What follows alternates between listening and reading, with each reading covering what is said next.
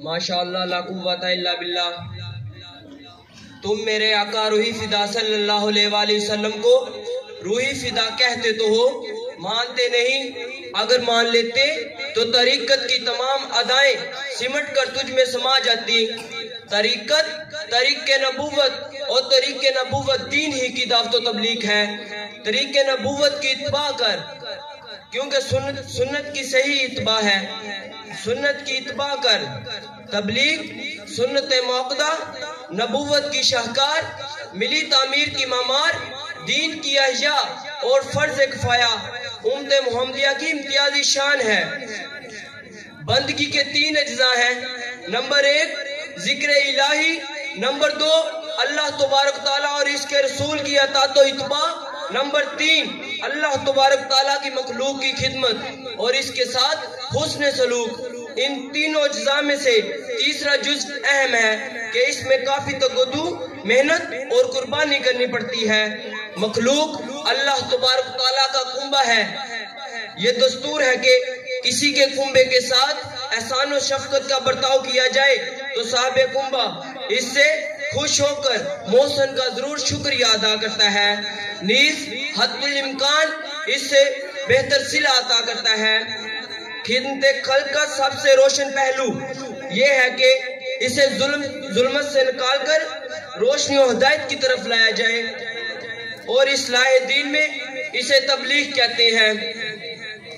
حضور اقدس صلی اللہ علیہ وآلہ وسلم نے اپنی زندگی میں تبلیغ دین کا کام سب سے زیادہ سر انجام دیا۔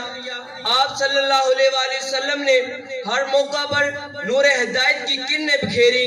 اس وقت کے لوگ اپنی جہالت میں انتہا کو پہنچ چکے تھے، معاشرہ پورے کا پورا بگڑ چکا تھا۔ آپ صلی اللہ علیہ وآلہ وسلم نے نہایت جاں فشانی سے تبلیغ کر کے انہیں راہ راست دکھایا۔ اس مقدس کام میں آپ صلی اللہ علیہ وآلہ وسلم کو مشکلات و مصائب کے پہاڑ کو کاٹنا پڑا، لہو لہان ہونا پڑا، سنگ باری برداشت کرنا پڑی، تان و تشنی اور دشنام ترازی کے تیر سہنا پڑے، یہاں تک کہ آپ صلی اللہ علیہ وآلہ وسلم کو قتل تک کرنے کے منصوبے بنائے گئے۔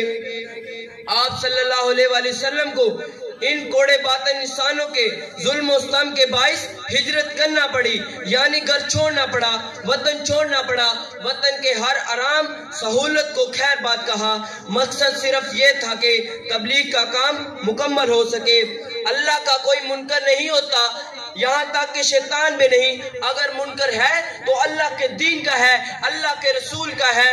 اللہ ہمیں اپنے دین اسلام اور اپنے حبیب اقدس صلی اللہ علیہ وآلہ وسلم کی شان و سیرت کو بلند کرنے کے لیے اپنے ملک میں تبلیغ کی مرحمت فرمائے، آمین۔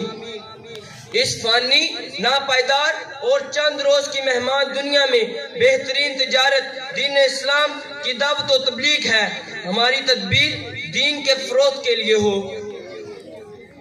پھر ہمارا جینا مرنا فطرت کے عین مطابق اور مقبول الاسلام۔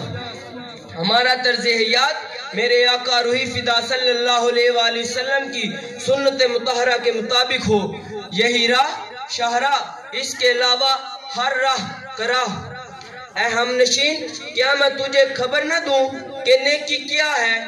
ہر وہ چیز جو نافعل خلائق ہو اور ضمیر اس کی تصدیق کرے نیکی ہے۔